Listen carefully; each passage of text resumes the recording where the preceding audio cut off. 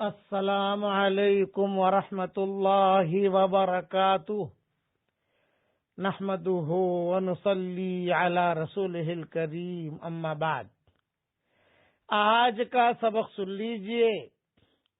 آج کے سبق کی سرخی ہے حضرت محمد صلی اللہ علیہ وسلم کی خاندان کی سیرت، پارٹ 1۔ اب سنیے، حضور صلی اللہ علیہ وسلم کے جو پردادا تھے ان کا نام ہاشم تھا۔ بہت ذہین اور بہت سمجھدار تھے، بہت خیر خیرات کرتے تھے۔ تجارت کے لیے یہ شام جایا کرتے تھے۔ ایک مرتبہ مکہ مکرمہ سے شام جا رہے تھے، راستے میں مدینہ منورہ میں قیام کیا اور قیام کر کے بازار میں کوئی چیز خریدنے کے لیے گئے۔ وہاں ایک لڑکی پر نظر پڑی۔ لڑکی بہت خوبصورت تھی، اس کے چہرے سے شرافت ٹپک رہی تھی۔ تو یہ ہاشم نے لوگوں سے پوچھا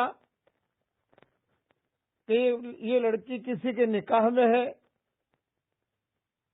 یا اس کی تاریخ کیا ہے، کون ہے یہ لڑکی؟ تو لوگوں نے کہا کہ یہ مطلقہ ہے۔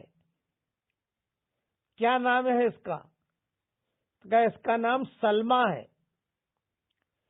ہاشم نے، چونکہ تاجر آدمی تھے اور مدینہ منورہ میں قیام کیا تھا انہوں نے، لوگوں سے مشورہ کر کے اس لڑکی کے ساتھ نکاح کا پیغام دیا۔ لڑکی والوں نے خاندان پوچھا، بھئی آپ کہاں کے ہو، کیا ہے؟ انہوں نے کہا مکہ کے رہنے والے ہیں، قریش قبیلے سے ہیں۔ خیر، اللہ کا کرنا ایسا ہوا کہ یہی مدینہ منورہ میں ان کی شادی ہو گئی سلمہ سے۔ ہاشم کی شادی سلمہ سے ہو گئی۔ کچھ دن قیام کیا، حمل ٹھہرا۔ اب یہ ہاشم غزہ کی طرف چلے گئے، فلسطین، شام، اس علاقے میں چلے گئے تجارت کے لیے۔ وہاں کوئی غزوہ وغیرہ ہوا، وہیں پر یہ ہاشم شہید ہو گئے۔ ان کے ذہن میں یہ بات تھی کہ واپس جب آؤں گا مدینہ منورہ ٹھہر کر بیوی کو لے کر مکہ مکرمہ چلا جاؤں گا، لیکن خدا کا کرنا ایسا ہوا کہ وہیں شہید ہو گئے، وہیں ان کی قبر بن گئی۔ اب سلمہ کے پیٹ سے عبد المطلب پیدا ہوئے۔ تو عبد المطلب جب پیدا ہوئے تو ان کے سر کے اوپر سفید بال تھا ایک۔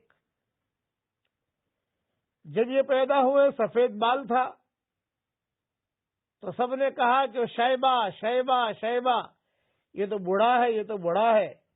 علماء نے ایک بات لکھی ہے کہ بڑھاپے سے پہلے کوئی بوڑھا ہو جائے یہ اس کی ترقی کی علامت ہوتی ہے، روحانی ترقی، کہ بہت بڑا آدمی بنے گئے۔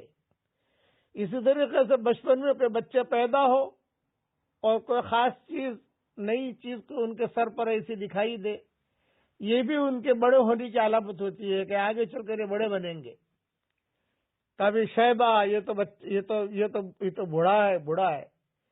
اب سلمہ اور یہ عبد المطلب، یعنی ماں اور بیٹا، یہ دونوں کے دونوں یہی مدینہ منورہ میں قیام کیا انہوں نے۔ اور ہاشم،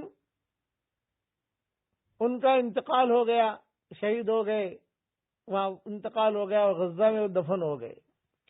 مکہ والوں کو پتا چلا کہ اس طریقے سے حادثہ ہوا ہے، اور شادی بھی کی تھی انہوں نے۔ تو عبد المطلب کے جو چچا تھے، ہاشم کے بھائی، ان کا نام بھی مطلب تھا۔ یہ آئے مدینہ منورہ اپنے بھتیجے کو لینے کے لیے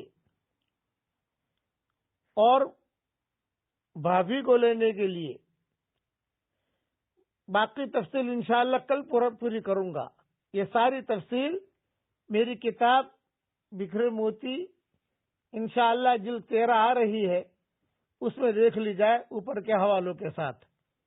یہ پورا قسطوار میں بیان کروں گا حضور صلی اللہ علیہ وسلم کے خاندان کا کہ کس طریقے سے خاندان چلا۔ اللہ تعالی حضور صلی اللہ علیہ وسلم کے سنتوں پر چلنے کی ہم سب کو توفیق عطا فرمائے، آمین۔ اب پڑھ لیجئے میرے ساتھ، یا مقلب القلوب ثبت قلبی علی دینک، یا مصرف القلوب صرف قلبی الی طاعتک۔ حضور صلی اللہ علیہ وسلم یہ دعا بہت پڑھا کرتے تھے۔ اللہ تعالیٰ یہ دعا ہم سب کے لیے قبول فرمائے، آمین۔ وآخر دعوانا ان الحمد للہ رب العالمین۔